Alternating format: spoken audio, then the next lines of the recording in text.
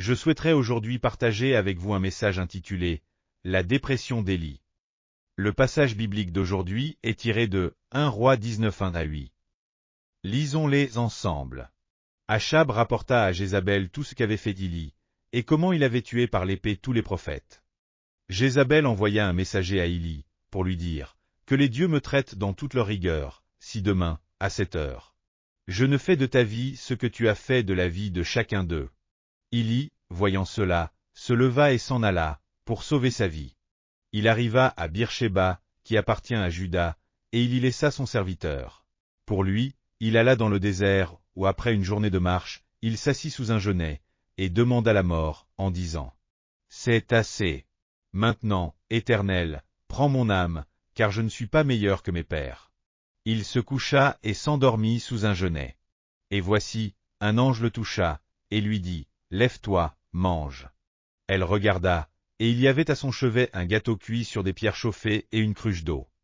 Il mangea et but, puis se recoucha. L'ange de l'Éternel vint une seconde fois, le toucha, et dit « Lève-toi, mange, car le chemin est trop long pour toi. » Il se leva, mangea et but, et avec la force que lui donna cette nourriture. Il marcha 40 jours et 40 nuits jusqu'à la montagne de Dieu, à Horeb. L'Organisation mondiale de la santé, OMS, et l'Université de Harvard ont désigné la dépression comme l'une des 3 principales maladies qui tourmenteront l'humanité en 2020. Selon les statistiques publiées par le Bureau national des statistiques, le nombre de suicides dans notre pays l'année dernière s'élevait à 12 174, soit 34 suicides par jour. Et une personne mettant fin à ses jours toutes les 45 minutes. Ce taux de suicide est plus de 2 fois supérieur à celui d'il y a 10 ans, et il est le plus élevé parmi les pays de l'OCDE. En outre, entre 70% et 80% des personnes qui se suicident souffrent toutes de dépression. Aujourd'hui, la plupart des gens, à des degrés divers, font l'expérience de la dépression, au point qu'elle est parfois appelée le rhume de l'âme. Cependant, une dépression sévère peut déstabiliser la vie quotidienne, détruire les familles et conduire même à la mort. Tout d'abord, partageons au sujet des Élie épuisés par le surmenage. Élie, épuisé par le surmenage, est justement tombé dans cette dépression. Le roi Achab, marié à Jézabel, ancienne fille de Baal, roi de Sidon, s'est consacré au culte de Baal, tuant tous ceux qui servaient Yahvé pour les forcer à adorer le dieu Baal. À ce moment-là, le prophète Élie est apparu devant le roi Achab et lui a dit « S'il n'y a pas de paroles qui sortent de ma bouche, il ne pleuvra pas. » Ensuite, il n'a pas plu pendant 3 ans et 6 mois. Lorsqu'ils furent plongés dans une souffrance extrême, Élie s'adressa à Achab pour rassembler le peuple d'Israël sur le mont Carmel, ainsi que les 450 prophètes de Baal et les 400 prophètes d'Astarté, soit un total de 850 personnes, et proposa un duel pour déterminer qui était le vrai Dieu en voyant qui répondrait par le feu. Achab écouta ces paroles et rassembla tout le peuple d'Israël sur le mont Carmel, initiant une guerre spirituelle. Les prophètes de Baal dressèrent d'abord un autel et invoquèrent Baal jusqu'au soir, mais il n'y eut aucune réponse. Vers le soir, Élie reconstruisit les 12 autels brisés, disposa du bois dessus, prépara un bœuf et le plaça sur l'autel, versa de l'eau et invoqua Dieu. Alors, le feu tomba, consumant le sacrifice de l'autel, séchant toute l'eau et même l'eau dans le fossé. Alors Élie fit capturer tous les prêtres de Baal, les amena au torrent de Kison et, tirant son épée, trancha la tête des 450 prophètes. Combien devaient-ils être épuisés? Puis il dit à Achab, « Le bruit d'une forte pluie se fait entendre, mangez rapidement et préparez-vous à retourner en ville. » Élie monta sur le mont Carmel et pria ardemment jusqu'à ce que son cou touche ses genoux. Et lorsqu'il vit un petit nuage comme la paume d'une main, il ordonna à son serviteur d'aller rapidement avertir le roi Achab de monter sur son char et de retourner à Israël. Ensuite, Élie lui-même, serrant son manteau, sous l'onction du Saint-Esprit, courut devant le char du roi Achab, son manteau flottant au vent, jusqu'à Israël. Mais peu de temps après, Jézabel envoya un messager à Élie en disant « Que les dieux me punissent sévèrement si demain à la même heure je n'ai pas pris ta vie. » Même un grand serviteur comme Élie, accablé de stress extrême et de fatigue, s'effondra à cause d'une simple parole de cette femme, Jézabel. Élie se leva sur le champ, emmena son serviteur et s'enfuit jusqu'à Beersheba en Juda, laissant son serviteur derrière lui. Et marcha seul une journée de plus pour s'asseoir sous un genêt, demandant à Dieu de le laisser mourir. Attaqué par une dépression extrême, il avait perdu tout espoir de vivre et désirait mourir.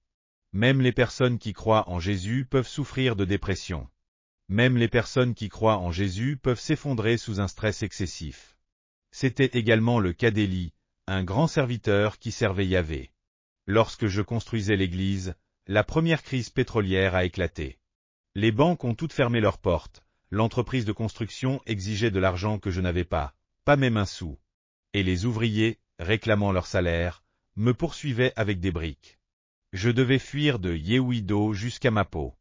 En rentrant à la maison, il n'y avait rien à manger. Mon aîné pleurait en demandant du riz, et je lui ai dit « Demain, je trouverai un moyen de préparer du riz, mais pour l'instant, il n'y en a pas. » Mais l'enfant insistait, en pleurant « Du riz, du riz. » Pris d'un stress extrême, je l'ai frappé en criant « J'ai dit d'attendre jusqu'à demain, pourquoi insistes-tu autant ?» Ma femme m'a alors réprimandé « Pourquoi frappes-tu l'enfant? Tu ne peux pas me frapper, alors tu t'en prends à lui ?» À cela, j'ai répondu « Et pourquoi ne pourrais-je pas te frapper ?» Et je l'ai frappée aussi. Du sang a coulé de son nez, et elle a quitté la maison avec notre enfant pour aller chez ses parents. Je suis resté seul, assis dans la pièce, complètement épuisé, sans aucune volonté de vivre. Je sentais que le Seigneur était absent, que Dieu m'avait abandonné, et l'oppression du désespoir était telle que j'ai pensé qu'il n'y avait plus aucune raison de vivre. Je suis allé sur le balcon du 7e étage de l'appartement, prêt à sauter. À ce moment-là, la mort me semblait belle. La vie était si douloureuse et insupportable que mourir me paraissait être un soulagement. Alors que j'étais sur le point de sauter, un bruit semblable à celui d'un essaim d'abeilles a résonné dans mes oreilles. Si tu as le courage de mourir, vis avec ce même courage. Si tu ne sautes pas, tu mourras de toute façon, car la mort est toujours une possibilité. Mais vivre, tu ne peux le faire qu'une seule fois. Alors vis. Ces paroles, comme le bruit d'un essaim, m'ont fait m'effondrer sur le sol. J'ai alors crié à Dieu, « Seigneur, je ne peux ni vivre ni mourir, que dois-je faire ?» C'est alors que le Saint-Esprit m'a dit, « Va demander pardon à ta femme. » Je me suis rendu chez mes beaux-parents, j'ai attrapé ma femme et je lui ai demandé pardon, en avouant mes torts. Mais elle s'est tournée et n'a pas répondu, me laissant désespéré. À côté d'elle, j'ai prié jusqu'à l'aube. Au petit matin, quand j'ai attrapé son poignet, elle a mis un peu de force dans sa main. À ce moment-là, j'ai pensé, c'est bon maintenant. Je l'ai serré dans mes bras, nous nous sommes réconciliés, et j'ai retrouvé courage et force pour construire l'église. Fonder une église et la bâtir ne peut se faire sans larmes, souffrances et difficultés.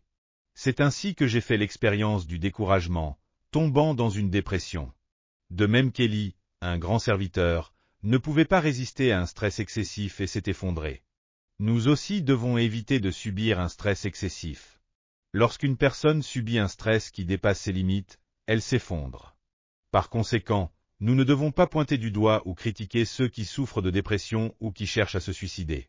Combien doivent-ils être accablés et souffrants pour être tombés dans la dépression? Deuxièmement, partageons au sujet de la restauration et la réhabilitation d'Élie. Dieu, pour aider Élie qui était complètement désespéré, lui a envoyé un ange. Nous pouvons voir l'ange qui est venu auprès d'Élie désespéré. Dans 1 Roi 19:5, il est écrit, « Il se coucha et s'endormit sous un genêt. Et voici, un ange le toucha et lui dit, « Lève-toi, mange. » Élie, complètement épuisé et désespéré, s'était couché sous un genêt, attendant la mort, et s'était endormi. Il est dit qu'un ange est venu et l'a touché doucement. Il n'est pas écrit que l'ange l'a frappé avec le pied, ni qu'il a crié « Élie ». Le fait de toucher doucement signifie caresser. L'ange est venu et a caressé Élie, de son visage à son corps, avec des mains douces. Puis il lui a dit, « Élie, lève-toi, mange et bois. » En regardant, Élie a vu que Dieu avait préparé un pain cuit et une bouteille d'eau à côté de lui. Élie s'est levé, a mangé le pain et bu l'eau, puis il s'est recouché et est retombé dans un état de torpeur. Alors, une fois de plus, l'ange est venu et a touché Élie doucement. Il ne l'a pas frappé. De même, il ne faut jamais réprimander, frapper ou insulter une personne souffrant de stress et de douleur. L'ange est venu, a pris Élie dans ses bras, l'a caressé et apaisé. Puis, après cela, il lui a donné encore du pain cuit et de l'eau, et a finalement dit, « Prends courage et fortifie-toi. Lève-toi et marche 40 jours et 40 nuits jusqu'au mont Horeb. Cela signifiait qu'il devait faire de l'exercice. Ainsi, Élie a mangé le pain, bu l'eau, et s'est levé pour commencer à marcher. Après avoir marché 40 jours et 40 nuits, il est arrivé au mont Horeb. Là, il est entré dans une grotte, s'est prosterné devant Dieu en prière, a entendu la voix de Dieu, et son cœur s'est renouvelé. Il a alors reçu une nouvelle mission. Enfin, partageons au sujet de la prescription contre la dépression. Mon mari peut tomber dans la dépression, ma femme peut aussi tomber dans la dépression. Et de nos jours, en raison d'une compétition excessive, nos enfants peuvent tomber dans la dépression en étudiant. De plus, lorsque nos frères et sœurs voisins tombent dans la dépression, comment devons-nous réagir? Le stress excessif se manifeste sous différentes formes extérieures. L'anxiété persistante, la peur, le sentiment d'échec, le découragement, la colère, le pessimisme, le désespoir et l'abandon pèsent sur le cœur. C'est comme si une grande pierre était posée dessus. Le découragement, le désespoir, le pessimisme, l'abandon, la peur, le sentiment d'échec et l'anxiété exercent une pression écrasante. Lorsqu'il n'y a pas de repos dans le cœur et que l'anxiété enveloppe l'âme comme un brouillard, quelqu'un doit devenir un ange. Que ce soit le mari qui devienne un ange, l'épouse qui devienne un ange, les parents qui deviennent des anges. Le responsable de région ou de groupe qui devienne un ange, quelqu'un doit avoir un cœur d'ange. Un enseignant n'est pas nécessaire. Une opération n'est pas nécessaire. Une leçon n'est pas nécessaire. Ce dont une personne complètement stressée et effondrée a besoin, c'est d'un ange. On ne doit pas la réprimander. Pourquoi es-tu stressé? Pourquoi es-tu anxieux? Pourquoi es-tu désespéré? Pourquoi as-tu abandonné? Cela ne sert à rien de blâmer une personne dont l'ego ne peut plus la soutenir et qui s'est effondrée. Ce dont elle a besoin, c'est de quelqu'un qui la soutienne, l'aide et la touche avec douceur, et non de quelqu'un qui lui donne des leçons, la réprimande ou l'insulte. D'après les expériences du célèbre docteur japonais en eau, Masaru Emoto, il a placé 3 bols de riz devant lui. Au premier bol, il a dit « Merci, je t'aime ». Au deuxième bol, il a dit « Je te déteste, je ne t'aime pas ». Quant au troisième bol, il l'a laissé complètement indifférent, sans prononcer un mot. Après 15 jours, il a observé les résultats. Le riz du premier bol s'était transformé en une belle fermentation qui dégageait un parfum agréable. Celui du deuxième bol avait pourri. Enfin, le riz du troisième bol, abandonné sans aucun mot, avait pourri de façon extrême, au point de dégager une odeur pestilentielle. Haïr peut faire pourrir, mais de manière modérée. Cependant, l'indifférence totale entraîne une décomposition complète avec une puanteur insupportable. C'est pourquoi il vaut mieux vivre ensemble, même en se disputant, que d'être seul et abandonné. Être seul mène à une pourriture extrême. Ainsi, il est préférable de se marier. Aimer rend plus heureux. Si l'amour n'est pas présent, même en se querellant, la décomposition reste moindre. Mais vivre seul mène à une pourriture totale. Le manque d'amour conduit à une dégradation complète, à une odeur insoutenable. C'est pourquoi, lorsque nous sommes stressés, quelqu'un doit devenir un ange pour nous. Nous devons tous, chacun d'entre nous, devenir des anges dans le Christ Jésus. Ce dont on a besoin, ce n'est pas de réprimande, d'ordre ou de leçon, mais d'un ange qui touche avec douceur. Même l'ange qui s'est adressé à Élie, ce grand serviteur, n'a prononcé aucune leçon ni reproche. Il l'a touché doucement, lui a donné du pain et de l'eau, et l'a réconforté. Et lorsqu'on est stressé, il est nécessaire de manger, de boire et de prendre du repos en dormant. Ne pas manger en s'inquiétant, en se préoccupant, en étant anxieux, nerveux ou stressé n'est pas une solution. Quand on est stressé, il faut manger, boire et dormir. Il faut se reposer. Dans Exode 20:11, il est écrit « Car en 6 jours, l'Éternel a fait les cieux, la terre, la mer et tout ce qui s'y trouve, et il s'est reposé le 7e jour. C'est pourquoi l'Éternel a béni le jour du sabbat et l'a sanctifié. Moi aussi, je suis un bourreau de travail. Si je ne prêche pas la parole ne serait-ce qu'un jour, je me sens inquiet. Quand j'étais jeune, je travaillais sans arrêt du petit matin jusqu'à tard dans la nuit. À force de courir ainsi jour et nuit, en 1964, je me suis effondré en plein sermon sur la chair. Par la suite, j'ai énormément souffert. Prêcher sur la chair était plus douloureux que la mort. Mais j'ai reçu l'aide de 2 personnes. La première personne est venue vers moi et m'a posé cette question. Pasteur Shaw, êtes-vous plus grand que Dieu? En entendant ces mots, je me suis senti très contrarié. Quand ai-je jamais dit que j'étais plus grand que Dieu? Non, Pasteur Shaw, dans la façon dont vous vivez actuellement. N'êtes-vous pas arrogant au point de vous considérer comme plus grand que Dieu? Même Dieu a travaillé pendant 6 jours et s'est reposé le 7e jour. Mais vous vous vantez de travailler sans vous arrêter, même le 7e jour. Ces paroles m'ont complètement bouleversé. C'est vrai. Même Dieu a travaillé 6 jours et s'est reposé le 7e, mais si je travaille sans m'arrêter le 7e jour, cela signifie que je me considère comme plus grand que Dieu. Les paroles de cette personne ont transpercé mon cœur. Puis, un médecin que je considérais comme mon médecin traitant est venu me voir et m'a dit « Pasteur, reposez-vous. Prenez le temps de manger, de dormir et de vous reposer. » J'ai répondu « Je suis tellement occupé que je ne peux pas faire cela. » Alors il m'a dit « Pasteur, se reposer fait aussi partie du travail. Vous devez vous reposer pour pouvoir accomplir de meilleures choses. Le travail n'est pas seulement le fait de s'activer, mais aussi de se reposer. Essayez d'utiliser un appareil électrique sans recharger ses batteries. Si la batterie est à plat, l'appareil doit être jeté. Si vous continuez ainsi, pasteur, vous serez mis au rebut. Si vous voulez vivre plus longtemps et continuer à travailler, vous devez vous reposer. Se reposer, c'est aussi travailler. Ces 2 personnes m'ont profondément marqué. Si nous ne gérons pas correctement le stress quotidien, cela peut mener à l'échec non seulement de notre vie personnelle, mais aussi de notre vie familiale et sociale. C'est pourquoi, en mangeant, buvant et prenant du repos, nous pouvons surmonter le stress. Et lorsque nous sommes constamment remplis du Saint-Esprit, notre âme prospère, tout ce que nous entreprenons réussit, et nous pouvons vivre dans la force et la santé. De plus, pour se libérer du stress, il est absolument nécessaire de faire de l'exercice physique pour changer d'air.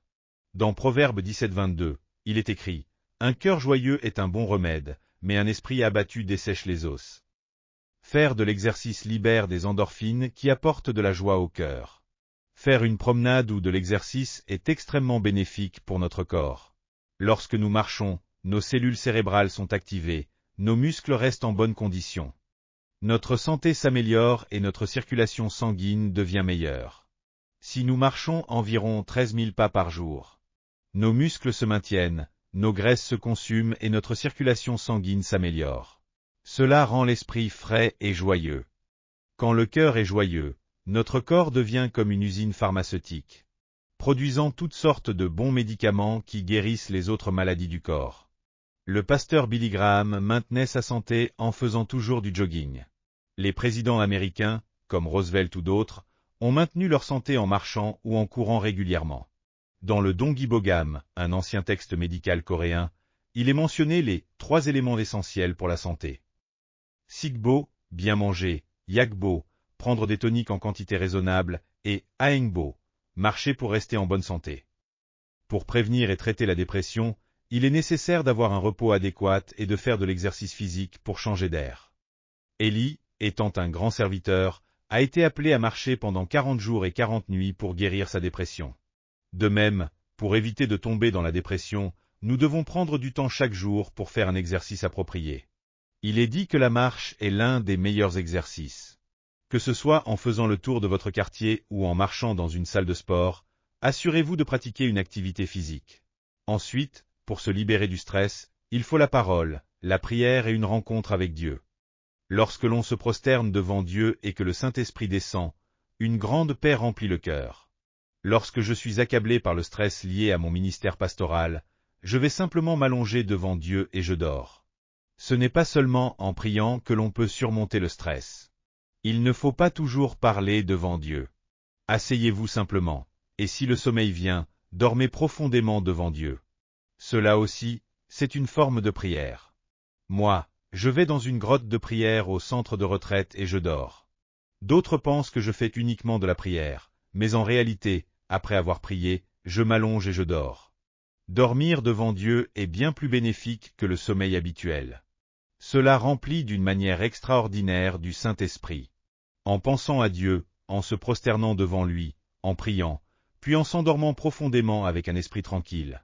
Tout le stress disparaît et une œuvre de guérison et de vie se produit dans mon cœur. Dans Ésaïe 40:31, il est écrit « Mais ceux qui se confient en l'Éternel renouvellent leur force. Ils s'élèvent comme avec des ailes d'aigle, ils courent et ne se lassent point, ils marchent et ne se fatiguent point. » Se confier signifie regarder uniquement à Dieu. Cela implique de ne rien dire d'autre. Il est préférable de prier simplement, avec des mots courts et directs, plutôt que de compliquer sa prière au point de s'épuiser mentalement, ce qui peut finir par faire disparaître la foi. Seigneur, merci. Seigneur, sauve mon fils. Dieu, guéris ma maladie. Ces simples paroles, répétées 1 heure, 2 heures, avec concentration, suffisent. Quand on regarde uniquement à Dieu, le Saint-Esprit descend de manière invisible et imprègne tout le corps, le rendant comme imbibé de sa présence. La foi, celle de s'appuyer sur Dieu et de croire en Jésus-Christ, apporte une grande santé à notre esprit et à notre corps. Le stress n'est pas une feinte en soi. Après avoir traversé le stress, Dieu nous donne de nouveaux rêves et ouvre de nouveaux horizons. Après avoir reçu le traitement de Dieu contre le stress, il nous donne une nouvelle espérance, nous aidant à vivre une vie plus significative et joyeuse. Nous devons comprendre cela. La dépression est une maladie grave de l'esprit qui peut déterminer la vie ou la mort. Ne prenez pas la dépression à la légère. Dès que vous détectez des signes de désespoir ou de découragement, apportez immédiatement du réconfort. Si votre mari souffre de dépression, il ne le dira pas directement. Si vous ressentez qu'il est accablé par l'inquiétude, l'anxiété, l'impatience, le désespoir ou un sentiment de pessimisme, prenez soin de lui et consolez-le. Guérissez la dépression de votre épouse. Guérissez la dépression de vos enfants. Les maladies physiques sont visibles, mais les maladies de l'esprit ne le sont pas, et il est facile de les négliger. Ne vous moquez jamais des personnes souffrant de dépression et ne les prenez pas à la légère. Elles ont besoin d'une attention et d'un traitement particulier. Aujourd'hui, devenez l'ange de votre mari, l'ange de votre épouse, l'ange de vos enfants, et l'ange de vos voisins. Je prie au nom du Seigneur que vous soyez des croyants qui réconfortent et apaisent. Prions tous ensemble. Dieu Tout-Puissant, notre Père. La vie dans ce monde est si difficile et accablante que personne n'est à l'abri de la dépression. Comme un rhume affecte le corps, la dépression est comme un rhume de l'âme qui cause douleur et souffrance. Aidez-nous à être des instruments de votre œuvre de guérison. Nous prions au nom de Jésus. Amen. Alléluia. Avez-vous reçu beaucoup de grâce à travers la parole?